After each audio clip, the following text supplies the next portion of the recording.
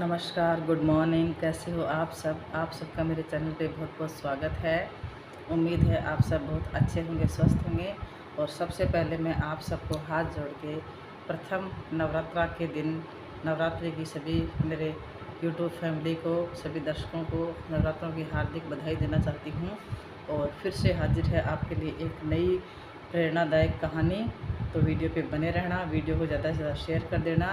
और अगर आप चैनल पे नए हैं तो घंटी के बेल आइकन को दबा करके ऑल पे क्लिक कर दीजिए, ताकि अपलोड होने वाली वीडियो का नोटिफिकेशन आपको मिलता रहे।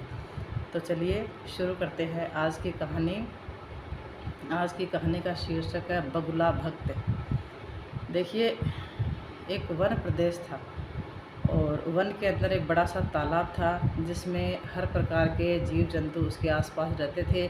क्योंकि वहाँ पर तालाब में पानी था तो वहाँ पर भोजन की सुविधाएं थी जीव जंतुओं के लिए, जानवरों के लिए। तो वहाँ पर बहुत प्रकार के जीव जंतु, पक्षी, मछलियाँ, कछुआ, केकड़ा आदि वहाँ पर रहते थे। पास पे ही वहाँ पर एक बगुला रहता था, जिससे मेहनत करना बिल्कुल भी अच्छा नहीं लगता था। बगुला हमेशा ये सोचता था कि मुझे बिना मेहनत किए ही मेरा भोजन मिल जाए। उसकी आंखें भी कुछ बहुत कमज़ोर थी। मछलियाँ पकड़ने के लिए भी बगुले को बहुत ज़्यादा मेहनत करनी पड़ती थी, इसलिए वो आलस के मारे लगभग भूखा रहता था। और एक टांग पर खड़ा खड़ा हमेशा यही सोचता रहता था कि काश मुझे बिना मेहनत किए मेरे को मेरा भोजन मिल जाए। तो उसने एक दिन मन ही मन सोचा कि मैं कुछ ऐसा करता हूँ कि मुझे बिना मेहनत किए ही भोजन मिल जाए। तो उसने एक उपाय खोजा और उसको आजमाने के लिए वो बैठ गया। बगुला तालाब के किनारे खड़ा हो गया और तालाब के किनारे खड़ा होकर वहाँ रोने लग गया।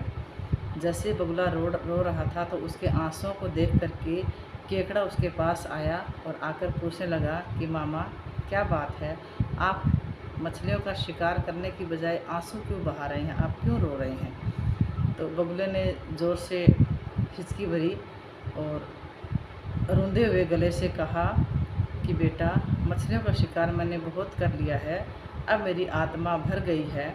अब मैं ये सोचता हूँ कि मुझे ऐसा पाप कार्य नहीं करना चाहिए और ना मैं करूँगा। मेरी आत्मा जाग उठी है, इसलिए मैं अपने नज़दीक आई मछलियों को भी नहीं पकड़ रहा हूँ। तुम सामने देख ही रहे हो। केकड़ा बोला, मामा, शिकार नहीं करोगे तो खाओगे क्या, मर जाओगे।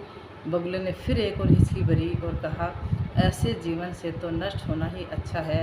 वैसे भी हम सबको जल्दी मरना ही है। मुझे कहीं से पता चला है कि जल्दी ही 12 महीने सूखा पड़ने वाला है। ऐसा मेरे को किसी महात्मा ने बताया था, त्रिकालदर्शी महात्मा ने बताया था। और उनकी भविष्यवाणी कभी भी गलत नहीं होती है। ऐसी बात के बगुले ने केकड़े को बताई। अब केकड़े ने ये बातें जा कर के सबको बता दी कि कैसे बगुले ने बलिदान और भक्ति का मार्ग अपना लिया और अब वो जीव जंतुओं को भी नहीं खाता है, शिकार करना उसने बंद कर दिया है। और बगुले ने कहा है कि एक त्रिकालदर्शी महात्मा ने उसको ऐसा बताया है कि अकाल पड़ने वाला है, सूखा पड़ने वाला है। तो उस तालाब के सारे जीव जंतु जो है खुश हुए और मछलियाँ, कछुए, केकड़े, बतख सारे दौड़ दौड़ के बगुले के पास आए और बोले, भगत मामा, अब हमें भी कोई बचाव का रास्ता बताओ और अपनी अकल दौड़ाओ, क्योंकि तुम तो महाज्ञानी बन गए हो। बगुले ने सोचा कि अब कुछ करना पड़ेगा। तो बगुले ने सोचकर कहा कि देखिए, यहाँ से कुछ कोस दूर एक जलाशय है, जिसमें पहाड़ी झरना बहकर गिरता है और वह कभी भी नहीं सूखता। तो क्यों ना सारे जीव जंतु अगर वहाँ चले जाएं तो वहाँ हमारा बचाव हो सकता है। अब समस्या ये थी कि वहाँ तक पहुँचा कैसे जाए। तो बगुले ने कहा कि मैं आप सबको एक एक करके अपनी पीठ पे बिठा करके उस झरने तक पहुँचा दूँगा। तो सभी जानवर वहाँ पहुँच जाएंगे और उस झरने के आसपास जो है वो पानी मिलेगा हमें, और किसी को भी सूखे पड़ने से कोई खतरा नहीं होगा। सभी जानवर गदगद हो गए, खुश हो गए कि देखो, बगुला जो है अब अपना जीवन दूसरों की सेवा में लगाएगा। अब बगुले के तो बारह हो गई, खुशी का ठिकाना नहीं रहा। बगुला रोज़ पीठ पे एक जानवर को बिठा के ले जाता और कुछ दूर जाकर चट्टान के ऊपर पटक करके उसको खा जाता। कभी मूड हुआ तो 2 फेरी भी कर लेता, 2 जानवरों को खा लेता। ऐसे कर करके किसी जानवर को पता नहीं लगा कि भाई बगुला जो है वो जानवर को खा खा रहा है या छोड़ के आ रहा है वहाँ पे। तो देखा कि बगुले का शरीर मोटा ताज़ा हो गया है, चेहरे पे अच्छी लाली आ गई है और बगुला जो है बहुत ही फुर्तीला हो गया है। उसके पंख भी चर्बी से तेज़ी से चमकने लगे हैं। उनको देखकर दूसरे जीव कहने लगे कि देखिए, दूसरों की सेवा करने का फल बगुले के शरीर को लग रहा है कि बगुला जो है हमारी सेवा कर रहा है। इसलिए देखिए कितना तरोताज़ा, कितना मोटा ताज़ा, कितना स्फूर्ति वाला हो गया है। अब बगुला उनकी बातें सुन के मन ही मन हंसता रहा। उसने सोचा कि देखो, दुनिया में कैसे कैसे मूर्ख जीव हैं जो सबका विश्वास कर लेते हैं। ऐसे मूर्खों में दुनिया में थोड़ी चालाकी से काम लिया जाए तो मज़े ही मज़े हैं। बगुला ऐसे मन ही मन सोचता रहा कि बिना हाथ पांव फैलाए ही देखिए मेरी दावत बन रही है और मैं कैसे मज़े ले रहा हूँ। संसार से मूर्ख प्राणी कम करने का मौका मिलता है और बैठे बिठाए पेट भी भर जाता है, पेट का जुगाड़ हो जाता है, सोचने का बहुत समय मिल जाता है। ऐसा बगुले ने सोचा। अब कई दिनों तक ये क्रम चलता रहा। तो एक दिन केकड़े ने कहा कि मामा, तुम इतने सारे जानवरों को वहाँ तक पहुँचा दिया, लेकिन मेरी बारी कब आएगी? तो बगुले ने केकड़े को कहा कि आज तेरी ही बारी है, चल तू पीठ पे बैठ, आज मैं तेरे को ही पहुँचा के आता हूँ। केकड़ा खुश होकर बगुले की पीठ पे बैठ गया और वह चट्टान के निकट पहुंचा। और जैसे ही चट्टान के निकट पहुंचा तो देखा कि वहाँ पर तो हड्डियों का ढेर लगा पड़ा पहाड़ी के पास। तो बगुले का माथा ठनका। बगुले ने अंदाज़ा लगा लिया कि हड्डियों का ढेर, इसका मतलब कि केकड़े ने अंदाज़ा लगा लिया कि हड्डियों का इतना ढेर है, इसका मतलब बगुले ने जानवरों को खाया है। लेकिन केकड़े ने हिम्मत नहीं हारी और ये कहा कि मामा, जलाशय कितनी दूर और है?